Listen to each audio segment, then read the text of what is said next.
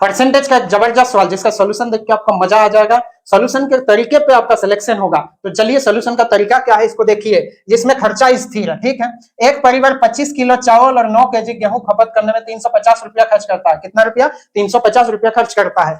चावल के मूल्य गेहूं के मूल्य का 20%, यानी बहुत सारा डाटा मिला। देखिए क्या क्या खरीद रहा है, चावल और क्या खरीद रहा है, गेहूं। गेहूं यानी वेट, ठीक है। 25 किलो चावल खरीद रहा है और गेहूं खरीद रहा है आपका 9 केजी, ठीक। ये क्या है आपका क्वांटिटी, ठीक। प्राइस क्या है, देखिए चावल का मूल्य गेहूं के मूल्य का 20% है, तो 20% का फ्रैक्शन 1/5, ठीक। तो गेहूं का मूल्य यदि 5 होगा तो चावल का मूल्य 1 होगा। कितना होगा? 1। ये है आपका प्राइस। रेशियो में भी ले सकते हैं, और ओरिजिनल निकालने यदि जाएंगे तो आपको ये वाला का यूज करना होगा। तो क्या उसका जरूरत है? उसका जरूरत बिल्कुल नहीं है। देखिए कैसे। उसके बाद बोल रहे हैं यदि गेहूं का मूल्य 20% बढ़ाया जाए, गेहूं का मूल्य 20% बढ़ा, गेहूं का मूल्य अभी है कितना? 5। इसको रुपये में भी सोच सकते हैं, अभी 5 रुपया तो ये 1 रुपया, ठीक। गेहूं का मूल्य 20% बढ़ा, 20% का मतलब होता है 1/5 बढ़ना। 1/5 का मतलब किसका? 5 का। 5 का 1/5 निकाल के देखिए, 1 रुपया बढ़ना, यानी ये 6 रुपया हो गया। 1 रुपया बढ़ा तो हो कितना गया? 6 रुपया, ठीक है। तो बोल क्या रहा है, तब चावल की खपत में परसेंटेज कमी ज्ञात कीजिए, यानी चावल वो कम खाना चाहता है। कितना कम खाएगा उसका परसेंटेज निकाल देंगे, ठीक है। क्यों कम खाना चाहते हैं? यदि उसका नया खर्च पूर्व के समान हो, मतलब पहले जितना खर्चा करता था आज भी उतने ही खर्चा करना चाहता है, यानी खर्चा वो क्या रखना चाहता है? स्थिर। और स्थिर में कितना? 350 रुपया लेके गया है, जो भी लेके जाए वो खर्चा तो उतना ही करना चाहता है, ठीक।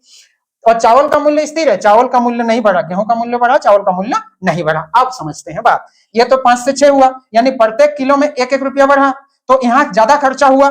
कितना? क्योंकि गेहूं अभी भी वो 9 किलो ही खरीदना चाहता है, गेहूं का खपत कम नहीं करना चाहता। तो यहाँ कितना ज्यादा खर्चा करना पड़ेगा, क्योंकि आपके पास पैसा कितना है? 350। उसमें से इधर यदि ज्यादा खर्चा करेंगे तो इधर होगा कम।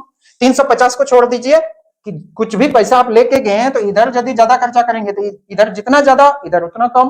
तो इधर कितना ज्यादा खर्चा हो रहा? तो 1 किलो पे 1 रुपया ज्यादा, तो 9 किलो पे कितना ज्यादा? 9 गुना 1 मतलब 9 रुपया ज्यादा खर्चा हो रहा, 9 रुपया ज्यादा। इधर हो गया 9 रुपया ज्यादा खर्चा।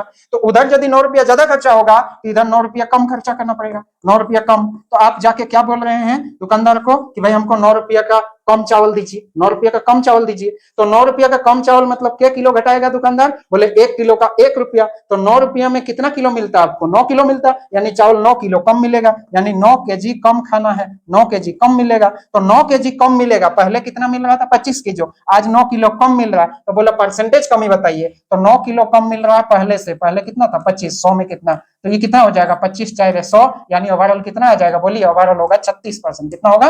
36%। तो हम लोग का आंसर होगा 36%। तो यदि सॉल्यूशन पसंद आया तो वीडियो को लाइक शेयर और चैनल को सब्सक्राइब करके इस तरह का डिटेल वीडियो देखिए और सिलेक्शन लीजिए। Thank you.